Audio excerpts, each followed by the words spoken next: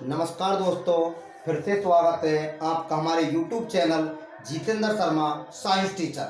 आज मैं आपको लेसन नंबर 9 के दूसरा पार्ट पढ़ाने जा रहा हूं। पहले पार्ट को हम पढ़ चुके हैं, आपने उसकी वीडियो देख ली होगी। तो आज दूसरे पार्ट में हम पढ़ेंगे गोलीय दर्पण संबंधित कुछ महत्वपूर्ण परिभाषाएं। और हमारी वीडियो को अंत तक देखिएगा। और अगर हमारी वीडियो पसंद आ जाए तो चैनल को लाइक, फॉलो, शेयर और सब्सक्राइब करें ना भूलिएगा। तो देखते हैं परिभाषाओं के बारे में। तो सबसे पहले लिख रहा है गोलीय दर्पण संबंधित कुछ महत्वपूर्ण परिभाषाएं। तो पहली परिभाषा होती है हमारी वक्रता केंद्र। वक्रता केंद्र इसको प्रदर्शित करते हैं सी से, सेंटर ऑफ कर्वेचर। वक्रता केंद्र सेंटर ऑफ कर्वेचर जिसको किससे प्रदर्शित करते हैं? सी से। अगर इसकी परिभाषा बताऊं तो पहली परिभाषा सुनिएगा, गोलीय दर्पण को गोले का कटा हुआ भाग मानते हैं, या गोलीय दर्पण को गोले का एक भाग मानते हैं। उस गोले के केंद्र को वक्रता केंद्र कहते हैं। दूसरे शब्दों में कहूं, परावर्तक पृष्ठ जिस गोले का भाग होता है उस गोले के केंद्र को वक्रता केंद्र कहते हैं। तो हमको ज्यादा बेटर ये परिभाषा लगती है कि परावर्तक पृष्ठ जिस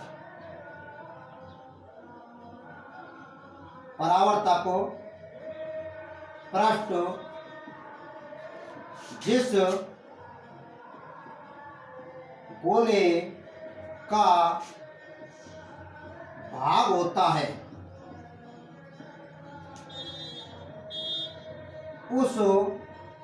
भाग होता है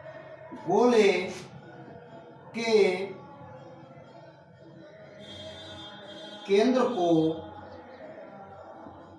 वक्रता केंद्र कहते हैं। मैंने लिखा है परावर्तक पृष्ठ जिस गोले का भाग होता है उस गोले के केंद्र को वक्रता केंद्र कहते हैं। तो देखते हैं, चित्र के माध्यम से समझेंगे इसको। मैं आपको एक गोलीय दर्पण बना दूंगा। ये हमारी क्या हो जाएगी? परावर्तक पृष्ठ, जो मैंने आपको नजर आ रही है। गोलीय दर्पण परावर्तक पृष्ठ का भाग होता है, उस गोले के केंद्र को वक्रता केंद्र कहते हैं। ध्यान से समझिएगा, गोलीय दर्पण परावर्तक पृष्ठ का भाग होता है, उस गोले के केंद्र को वक्रता केंद्र कहते हैं। यह मैंने अवतल दर्पण बनाया है। कैसा दर्पण बनाया है? अवतल दर्पण। दूसरा कहूं मैं उत्तल दर्पण। यह हो गया उत्तल दर्पण।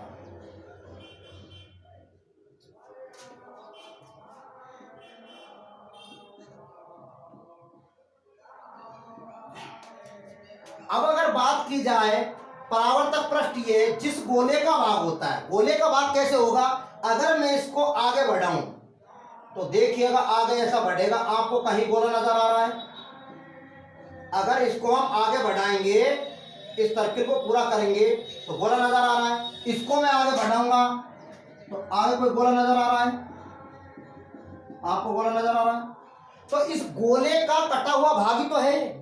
मतलब एक सर्किल था, एक गोला था, इस गोले के आधे भाग को हमने ले लिया।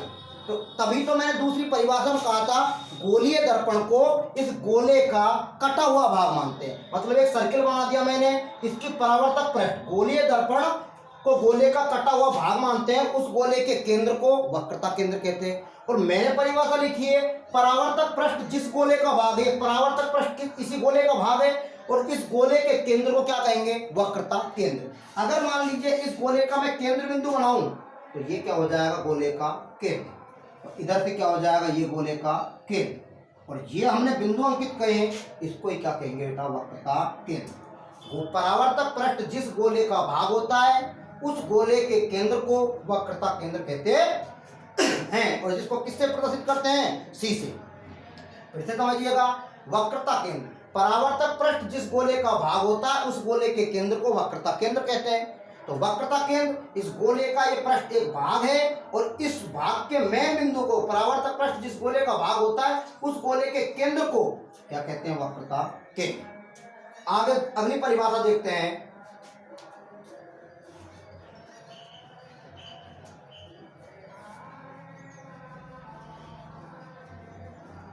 वक्रता त्रिज्या। दूसरी परिभाषा हमारी वक्रता त्रिज्या। इसको आर से प्रदर्शित करते हैं। फिर से वही परिभाषा लिखेंगे, गोलीय दर्पण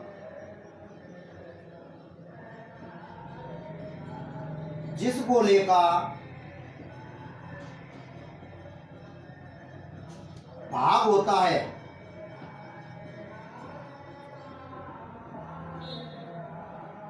उस गोले की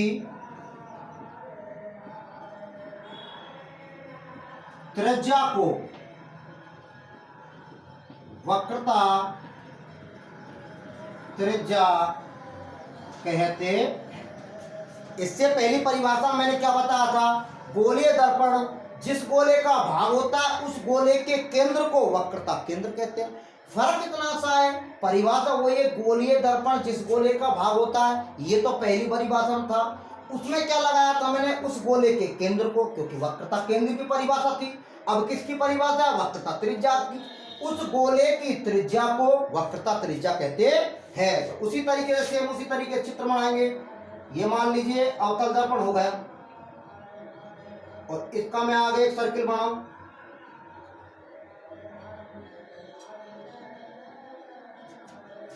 ऐसे एक ये बना दूं मैं,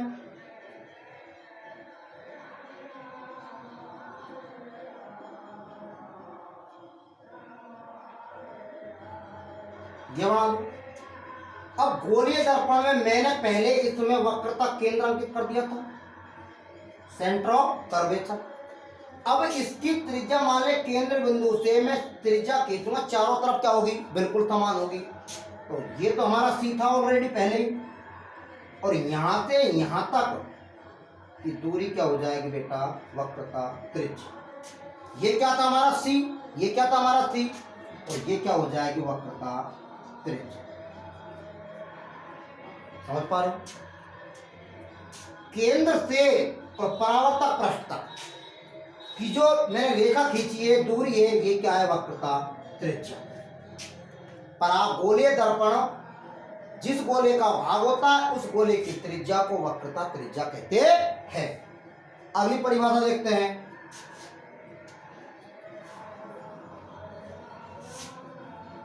अगली परिभाषा आती है ध्रुव,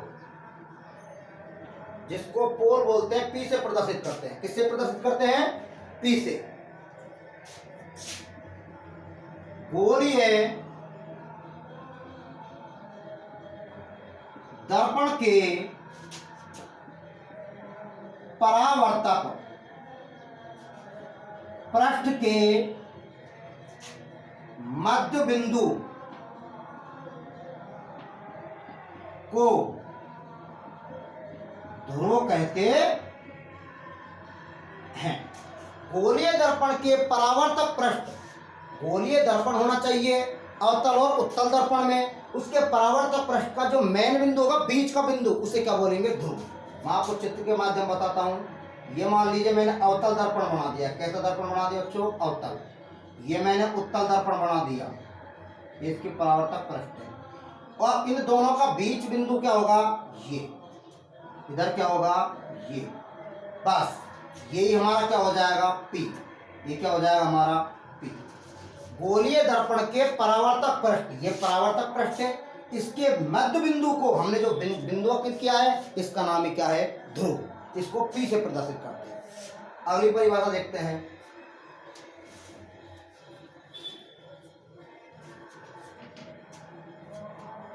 मुख्य अक्ष, मुख्य अक्ष गोलीय दर्पण के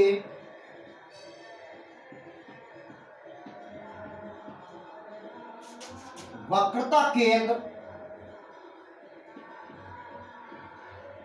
व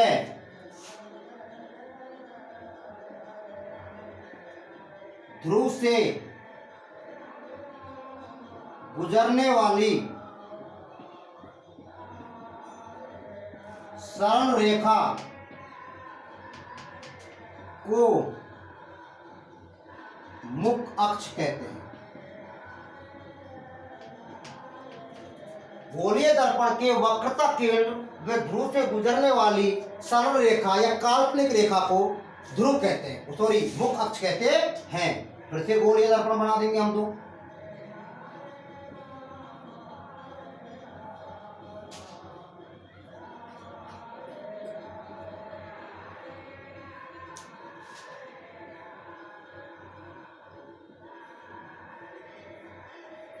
दोनों गोलीय दर्पण बना दिए। ये अवतल दर्पण है हमारा, ये उत्तल दर्पण है हमारा।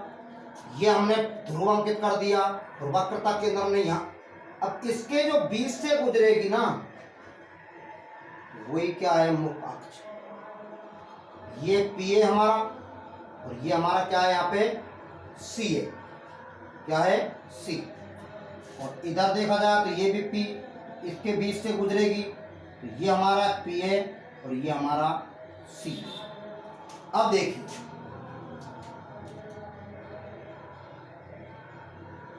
इधर पी इधर सी, इधर वक्रता केंद्र इधर आएगा, इधर वक्रता केंद्र इधर आएगा, क्योंकि ये अवतल दर्पण है, ये कैसा है, उत्तल दर्पण। वही अगर बात करें, गोले को हम आगे बढ़ाएंगे तो ऐसा सर्किल बनेगा, इस गोले को आगे बढ़ाएंगे तो कुछ ऐसा सर्किल नजर आएगा। यही क्या था हमारा वक्रता केंद्र, इधर ये क्या हमारा वक्रता केंद्र। इसलिए गोलीय दर्पण के वक्रता केंद्र व ध्रुव से गुजरने वाली काल्पनिक रेखा को क्या कहते हैं, मुख अक्ष कहते हैं। क्या आपको मुख अक्ष नजर आ रहा है? अगली परिभाषा देखते हैं।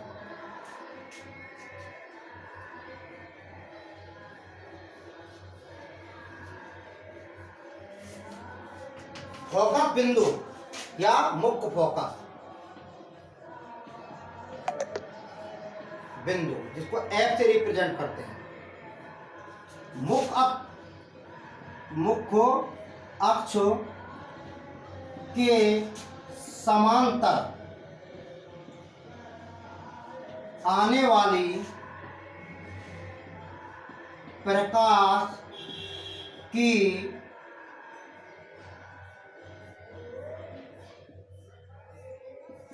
किरण परावर्तन के बाद जिस बिंदु पर मिलती है या मिलती हुई प्रतीत होती है,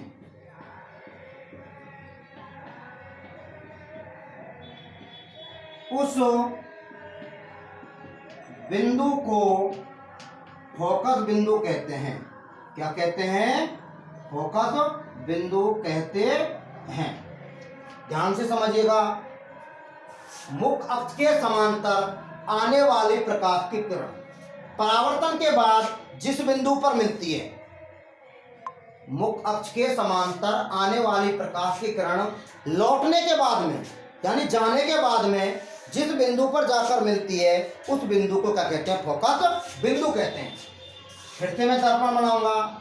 ये मेरा उत्तल दर्पण, ये मेरा अवतल दर्पण। परिभाषा में लिखा मुख्य अक्ष के समांतर, मुख्य अक्ष के समांतर आने वाली प्रकाश की किरण, इसके समांतर ये किरण आई, इसके समांतर ये किरण आई, ये मेरा P हो जाएगा।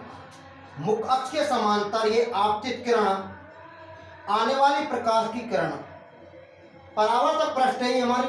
तो परावर्तन के बाद में, लौटने के बाद जहां मिलेंगी दोनों किरण, ये मुख्य अक्ष था हमारा। इसको लिख सकते हो तुम मुख्य अक्ष। मुख्य अक्ष के समांतर, दोनों समांतर किरण है। मुख्य अक्ष के समांतर आने वाली प्रकाश की किरण लौटने के बाद, परावर्तन का मतलब होता है लौटना, वापस जाना। अब ये किरण जाएगी, इधर होके जाएगी, ये किरण जाएगी, इधर होके जाएगी। अब ये जहां मिल रही है, उस बिंदु को क्या कहेंगे हम? फोकस बिंदु। ये हमारा इधर सी हो जाएगा, ये एफ हो गया, ये पी हो गया, ये मुख्य अक्ष हो गया। तो कहने का मतलब है दोनों किरणों का जहां मिलन हुआ है, उस बिंदु को ही हमने क्या नाम दे दिया? फोकस बिंदु। इधर देखेंगे तो इस चित्र को देखते हैं ध्यान से। ये किरण इसके समांतर ये आ जाएगी और इसके समांतर ये आ जाएगी। अब जिस बिंदु पर मिलती है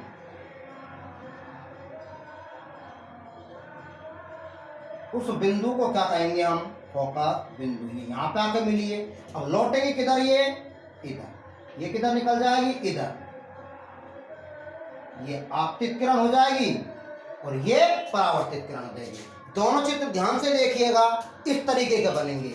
इधर फोकस बिंदु इधर बनेगा और इधर ये फोकस बिंदु यहाँ बनेगा।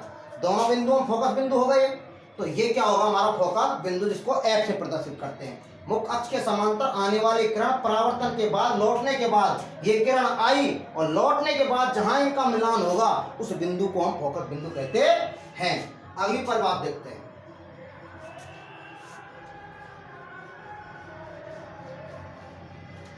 फोकस दूरी,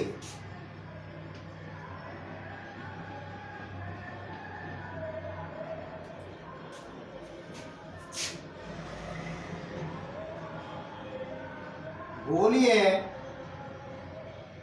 दर्पण में ध्रुव P व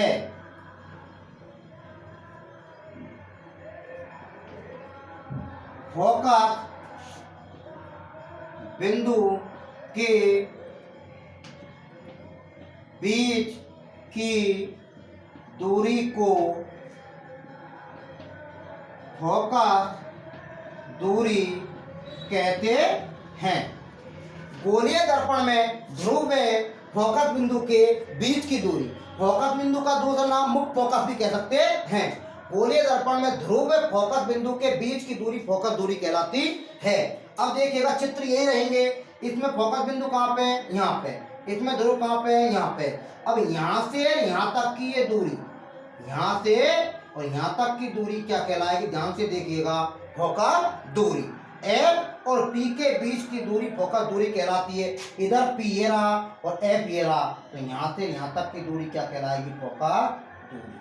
गोलीय दर्पण में, गोलीय दर्पण की तो हम बात ही कर रहे हैं, ध्रुव व फोकस के बीच की दूरी को फोकस दूरी कहते हैं।